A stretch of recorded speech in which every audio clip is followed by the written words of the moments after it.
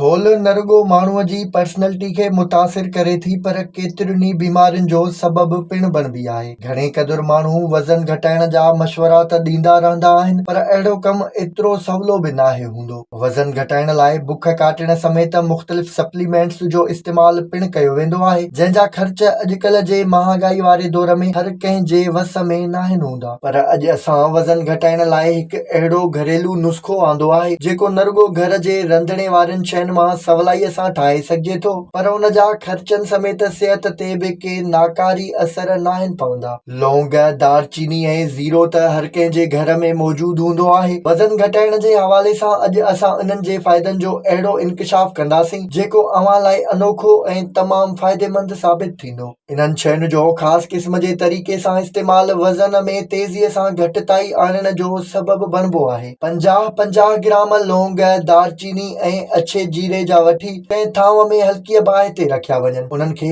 एतिरो भुंजे जो उन्हनि मां ख़ुशबू अचणु शुरू थी वञे। वधीक भुञण जी सूरत में उन्हनि जा असर घटिजी वेंदा आहिनि। उन खां पोइ टिनी शयुनि जो पाउडर ठाहे उन पाउडर जो हिकु चमचो पाणीअ में उॿारे रोज़ नेराने काढ़ो पीअण सां वज़न खे तेज़ीअ सां घटाए सघिजे थो। लौंगनि, दालचीनी ऐं ज़ीरे जो काढ़ो न रुॻो बिना नुक़साननि जे वज़न घटाइण जो बहितरीन ज़रियो आहे पर उन जा सिहत लाइ ॿिया बि केतिरा ई फ़ाइदा आहिनि। मादे खे केतिरियुनि ई बीमारियुनि जी जड़ चयो वेंदो आहे। इहो काढ़ो पीअण सां न रुॻो मादे जी कमज़ोरी ख़तमु थिए थी पर मादे जी तेज़ाबियत ऐं ॿिया मसइला बि हल थी वेंदा आहिनि। इहो काढ़ो मौसमी तब्दीली जे करे थींदड़ खंघि, नज़ले ज़ुकाम ऐं साह जी तकलीफ़ुनि खां बि आराम ॾिए थो। ॾींहं में हिकु भेरो इहो काढ़ो पीअण सां फिफड़ साफ़ थी वेंदा आहिनि ऐं गले जी सोॼ ख़तमु थी वञे थी। विज़िट कयो अवामी आवाज़ मीडिया ग्रुप जी वेबसाइट awamiawaz.pk